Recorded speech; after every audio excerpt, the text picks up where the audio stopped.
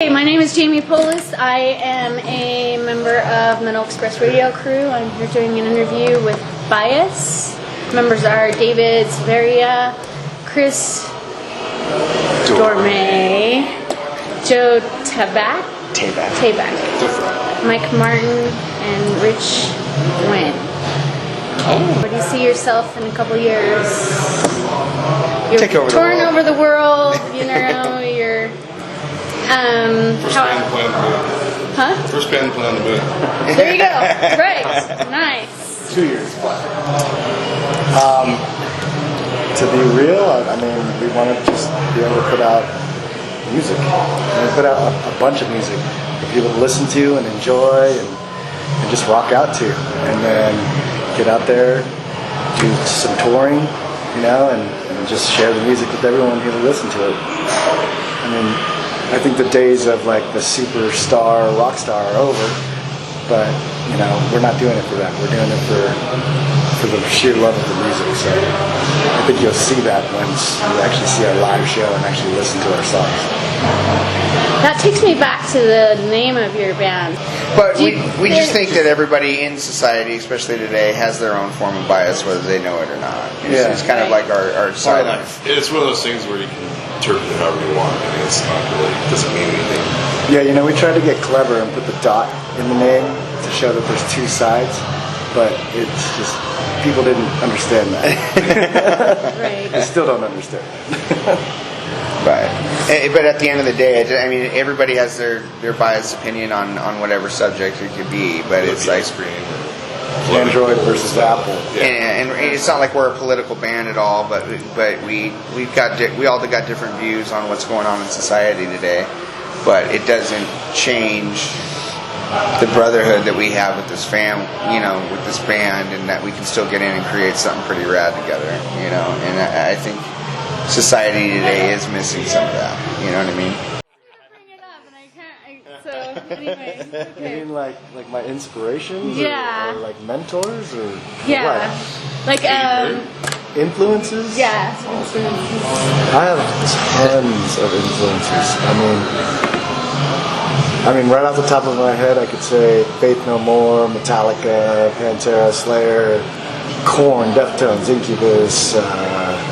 I mean, the list goes on because these days I'm just trying to be like the best musician that I can be, best singer that I can be. So I try to learn a lot of other bands' songs, you know, just so that I can see how they structure their melodies and why they do certain note progressions and everything like that. I try to break it down to the straight core of everything, you know.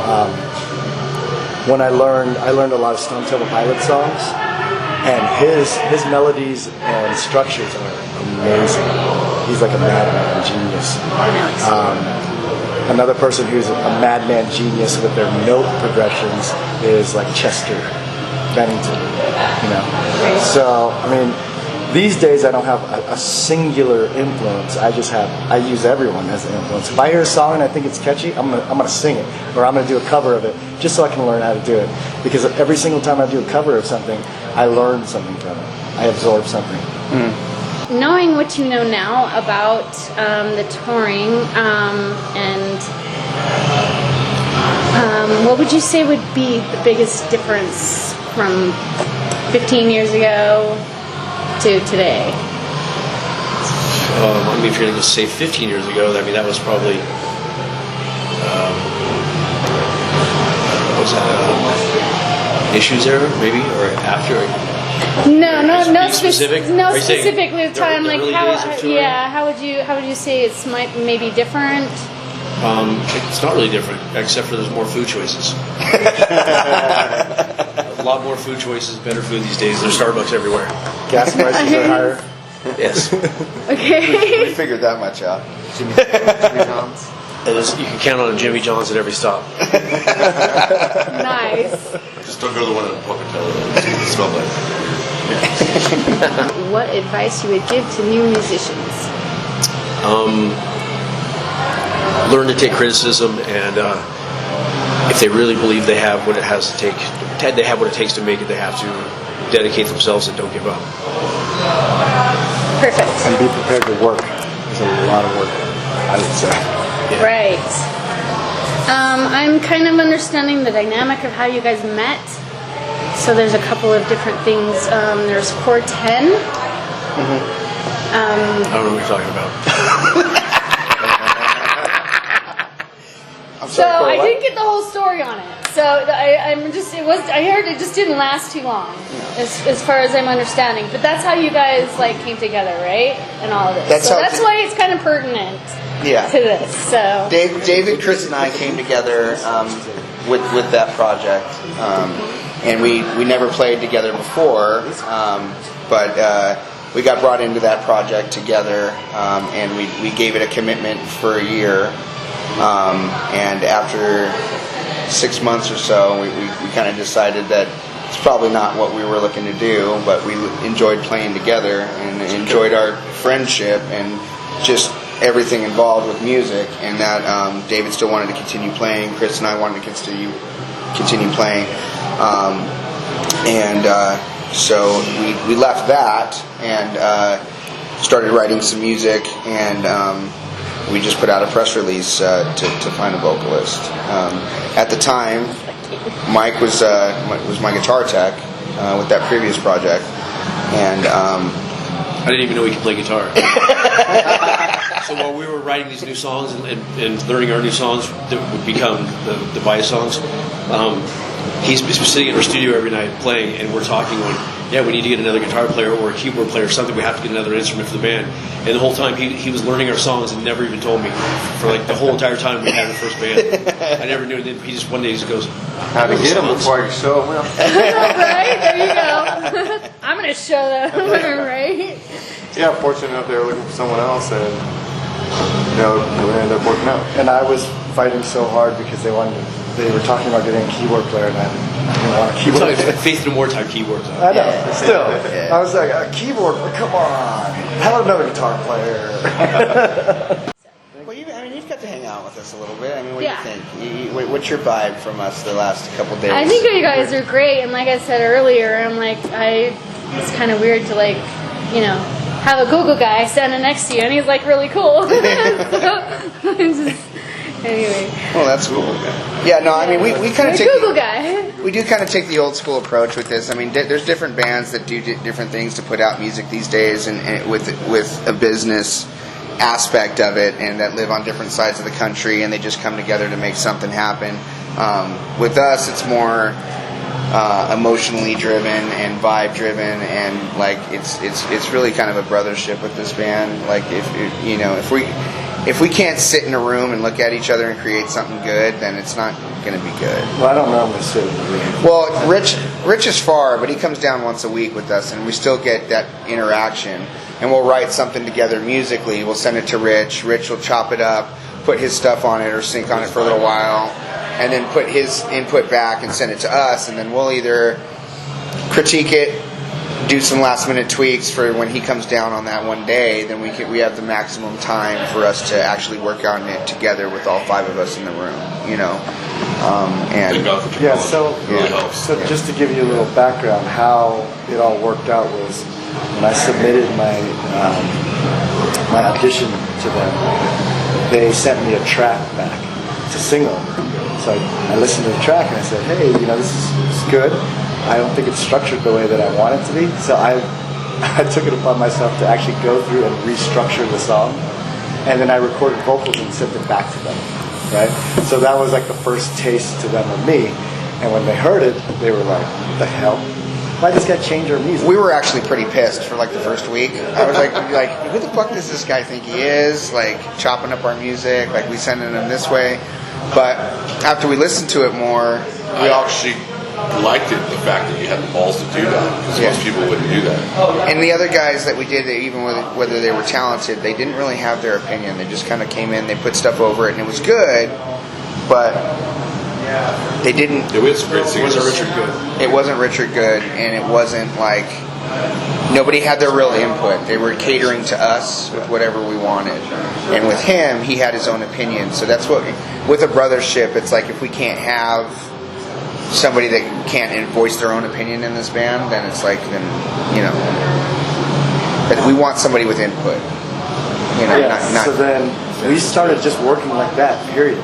Yeah. I mean, they would start writing stuff and they would send it to me and I would just restructure it to the way. So it's like a transformer. I had just a bunch of Lego pieces in front of me when they sent me a song and they're I'm going to build this. Here you go. Some of them were closer to being done than not being done. And sometimes we just like have a bunch of riffs and we're like, shit, where are we going to go with this? Just send it to them. That's funny. That's great. Yeah, so it just works out, and the magic is when we actually put it together and we listen to it, we all are on the same page. It's like, this is it. We always play it. Yeah, and then we just play it, and it's like, wow.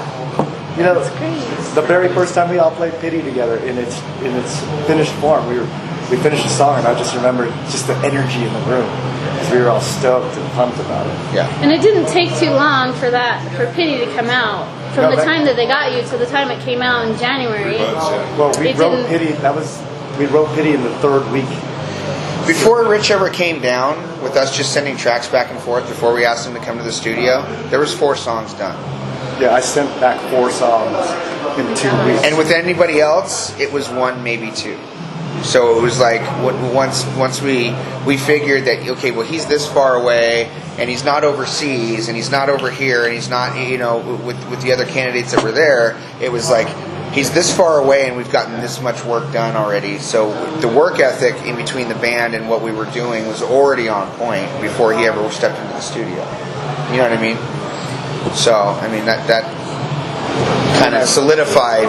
We're officially going to be 1 year in October, in a couple days. Nice. And we have a whole album's worth of material already. So.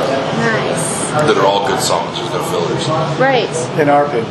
In our opinion. Well, I thought they were good too. So that brings me back to Hesitation, how that one's hit the charts. It's already number 10, and then 24 on the billboards. Yeah. So It's the BDS chart, so I mean, we're not on the big boy charts yet, but we are on the radio, and we're playing on like over 45 stations nationwide, and they're asking us in, and we're doing interviews and doing acoustic versions of our songs. So I mean, we're Then we put together at 1 a.m. the night before. oh my gosh. But yeah, I mean, we're happy with what we got going for sure. This early in the game. Fun Right. fact that Hesitation was the very first song. That was the track that they sent me to audition to. It is. Really? Yes. Oh, nice. So that's kind of cool how it came It came full with you. circle. Yeah. Yeah. You guys have like real jobs or day jobs, or are you just doing the music? Day jobs, I do wood floors, contractor. Yeah. Oh, nice. That's what the singer from Always Too Late does. Yeah, we were talking about that yesterday. I was born a poor black boy. You're Vietnamese, man. I'm an Asian dude that does IT stuff. I'm an IT director, technology. He does a lot of good spreadsheets for the band, which is good. Oh, Yes. good stuff. We were very organized. That's great, actually. You don't find that very often. I try to be as organized as I can be until I get lazy. It's So you been, get Then the whole machine breaks. So you're balancing touring and family and jobs, yes. all of you. Okay, Yeah. so that gets kind of crazy. I have 2 jobs and a band that's full time, and we all got kids and families and all that kind of stuff. So Except for me. Yeah, here's except for the young buck over there, but yeah, I think we're all excited. I mean, I feel like we've hit so many milestones in the last year. We've smashed through so many milestones and had so many successes, that they're all accumulating, because little successes build into major successes. Right. And we're taking that step-by-step approach. We're not We're trying to doing it get all ahead on of our own, ourselves. too. Yeah. Doing this independently. Yeah, so we're doing it all on our own, and we just keep seeing successes. So that's a good thing. That builds confidence, and confidence is key in this business, especially when you go on the internet and you see all these people trying to talk down. It's definitely about you, tough out there, yeah. It's like, go ahead, talk down on us. Let's see you do it. Yeah. Put the work into it and show me. yeah. Right. We're putting our work into this. We're putting our heart and souls into this, and it's fun for us. So if you don't like it, fuck off. That's the key thing too, is you gotta keep it fun, right? Yeah. Yeah. So, No, yeah. and this is absolutely fun. I love the energy that I have on stage with these guys night after night, especially on this tour, it's been great. You know, we've got to connect even more than we've connected so far. So the magic's always there. Yeah. Unless I'm getting lazy. Then the machine breaks. No. I don't know. Seattle was interesting. It was a really small venue, so it was very interesting getting all our gear on stage. There were some really good young bands that opened for us. Like amazing. Yeah, like really good. Like They weren't even amazing. 21 yet. They had to stand outside. They were really good. How'd that happen before?